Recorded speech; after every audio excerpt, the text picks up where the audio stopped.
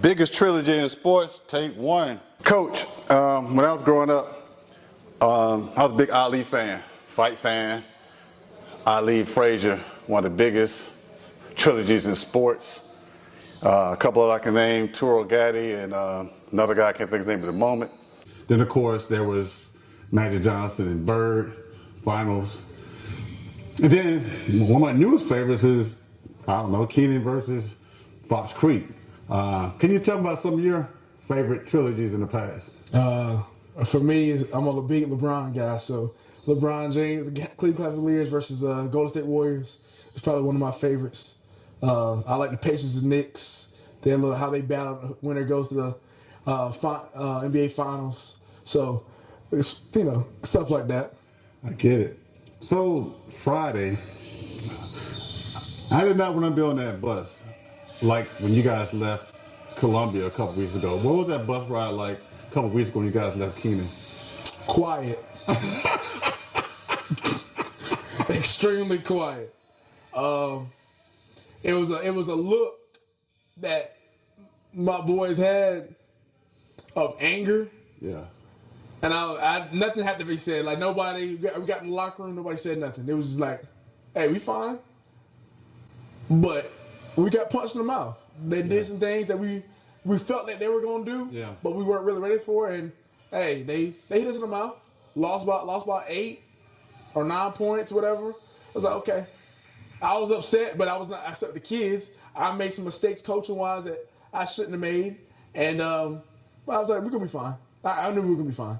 So Friday night, when you guys walked out onto the court, you guys look like Detroit bad boys, so to speak. In my look, I mean, I can see Lambeer out there, John Sally, Joe, and Zeke. So that's what it kind of looked like to me when you brought out a different lineup, a lot of bigs out there.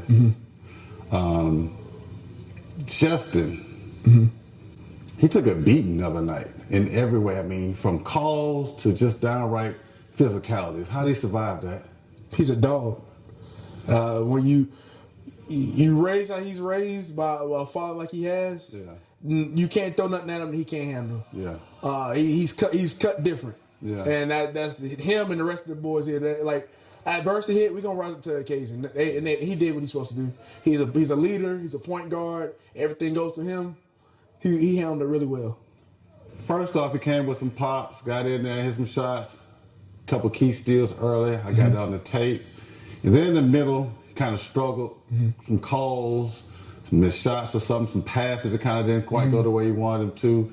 Then at the end, he started cooking, leading the floor like he should, got to the line, hit some shots, and free throw shooting was good. So how did he just really at the end, what were you guys talking about as far as surviving the middle part where you guys got behind? Well, seventh period is my basketball period. So seventh period, we had a pet rally day, but me and him walked. I pulled him to the side and we just walked. I told him, I said, I need you to be Justin Vining. Whatever that looks like, that's a requirement for me. He knows what that looks like. Okay. He knows what he's supposed to do. He's been with me since his freshman year on JV. And then middle of season JV, he went straight up to varsity, helped us on varsity. So he knows what I need from every night. And him, Kobe Simpson, Chance Allen, and Chuck Schwartz, they hooped. That's funny you said, because when I thought about Justin, when I thought about JV, his initial, I said he probably never played a lot of JV because he's like that. And Chuck, how was he from the strike? Like 4 for 6? 5 for 7? Yeah, 5 for 7 from 3. He 3-point shots was there, block shots, ran the floor, got rebounds. I mean, I told him at the end of the game, whatever you ate, whatever your dad or mom said to you, I need that same guy all year for the rest of the year, for the rest of the duration at Fox Creek. Yeah. He played like a man.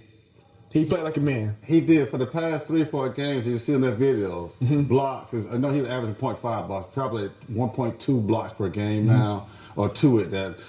Passes, like a couple nights ago, behind the back pass. But how many just, I can put his post, he has eyes in the back of his head. He knows where guys are at. Now, let me ask you this.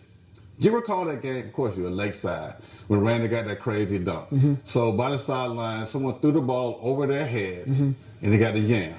Friday night, a couple nights ago, Thursday night, who was that? Thursday. Kior threw a behind that pass. Come on, man. I said they could replay that.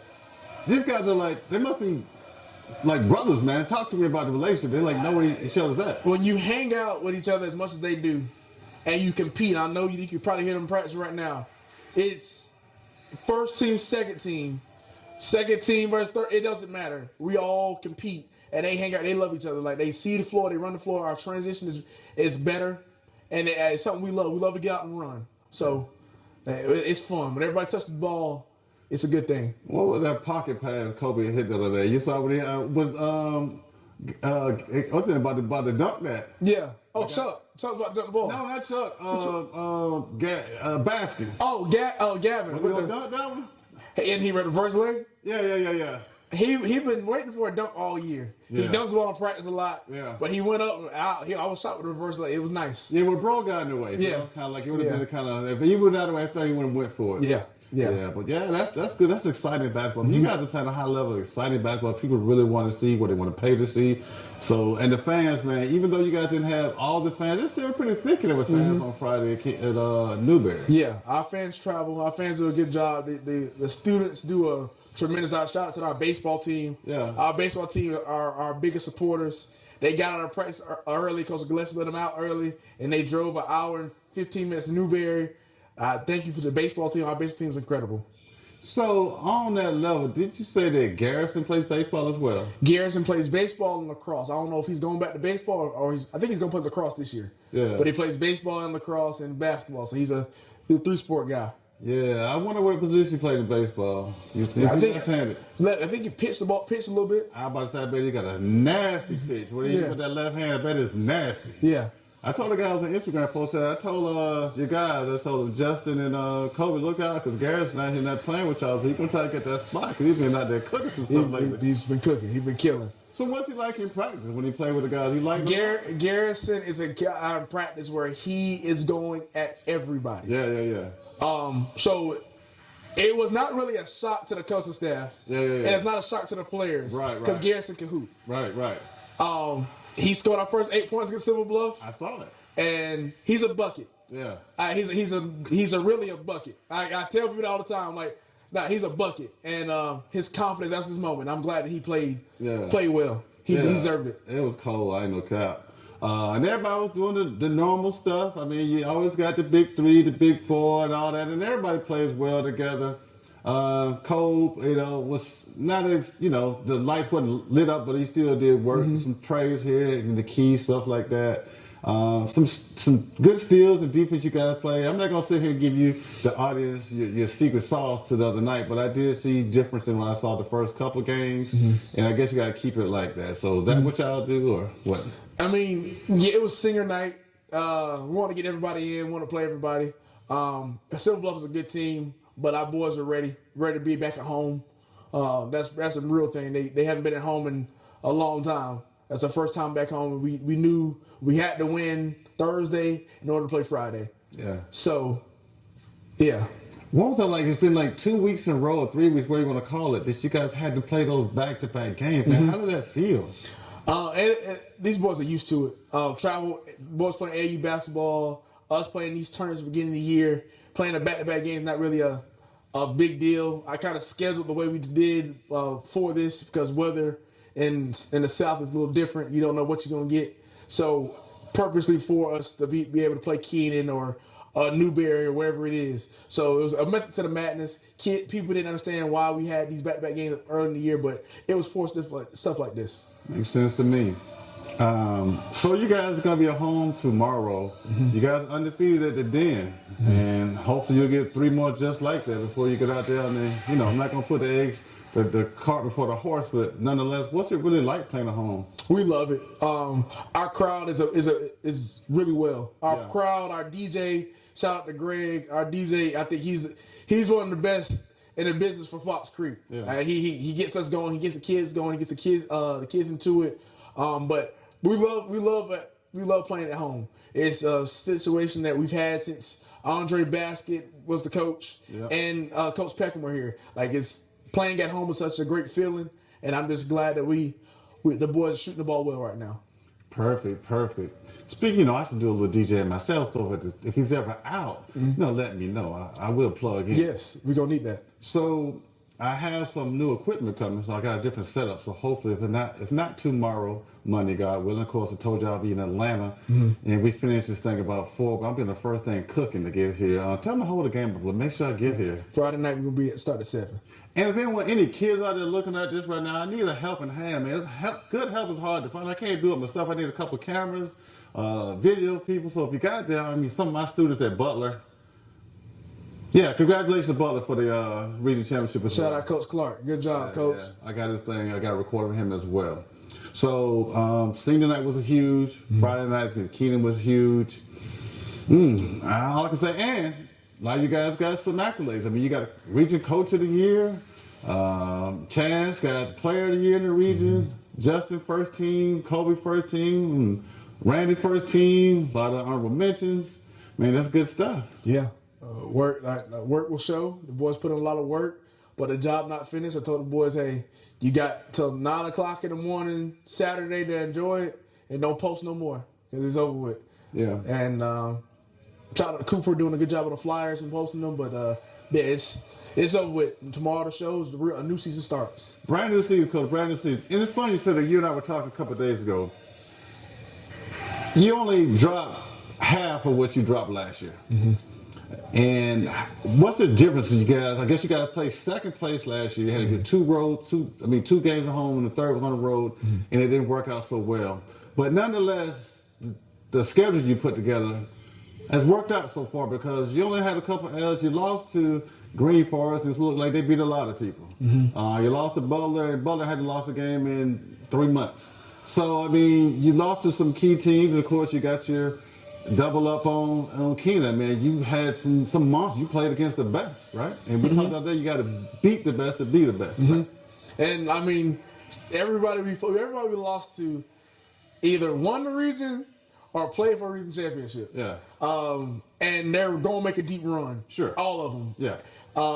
And last year we were immature when it came to basketball a little bit. We had all sophomores, had 2 seniors, and like. Close game situation, played Loris last year, lost, but like this year was like, hey, our boys got in the weight room, the guys put in work, they listened off season when we came in the gym, and we just bought into the process, man. And just all we do was work here. I'm glad you said it because do you remember that commercial? Do you have a Snuggie? Yes. You do have I don't have a Snuggie, but I know the commercial. Yeah, the Snuggie where you put the blanket and all that stuff. But I'm going to tell you a story about my grandma, and you might have seen one too. They used to make these blankets, these quilts.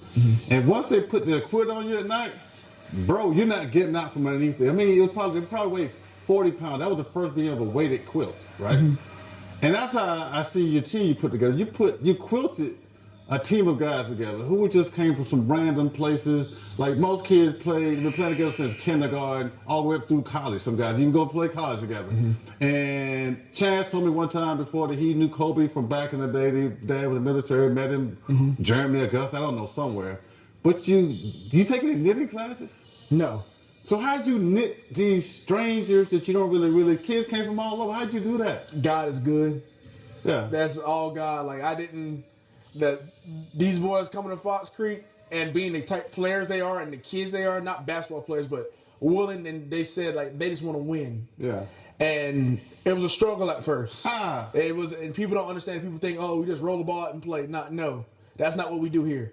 We teach. My coaching staff, Coach Wade, Coach Miles, Coach Copeland, and my brother Trey. That these guys come in here and they work, and the kids bought in. Like it wasn't pretty. It wasn't always pretty. It was some competitive practices because we got a bunch of dogs. Yeah. And these boys just came in and they bought to the process. They like each other, learn we share the basketball. They got mad sometimes about how Coach, why I got to make this pass? Like, nah, we got to be practice. He can make the shot. It's look a lot different from last year. Last year there's no secret. Last year we had 2 boys who, hey, if they wasn't on, we was gonna lose. Yeah. There was a lot of pressure on them. Yeah. This year was like, hey, we got to relieve that pressure, and we got guys that can go get buckets. Yeah. And it's been a blessing. God is good, man. I can't complain. And for all you guys who are watching the highlight reels, they may just highlight reels. Those were real shots. I mean, shots would drop, like I said, Garrison first, 8 points. So I'm not chopping these films to make it look like these are highlights. This stuff was happening. So like you said, you guys dropping shots, and it was like the passes. And I see also that some of these guys are stealing moves from each other. I'm not gonna call no names, but some of these guys are actually biting other people's moves. I'll leave that where it's at. Hey, you gotta. Hey, what works, you gotta steal. Anyway, brother, that is it, man. I know you got practices Sunday. It's a fun day. Monday, I'll be here for sure. I'll be here Friday if I got to take a plane down here. Like maybe I call the coach at Kirby, Smart, down at Jordan. Maybe borrow his helicopter and to take me from Atlanta to the game Friday. But I will be here for sure. Yes, sir. Look forward to seeing you. What time is game tomorrow? 6:30. Yeah. Game time 6:30. All right, that's a wrap, folks. Trilogy. Take one. Clap.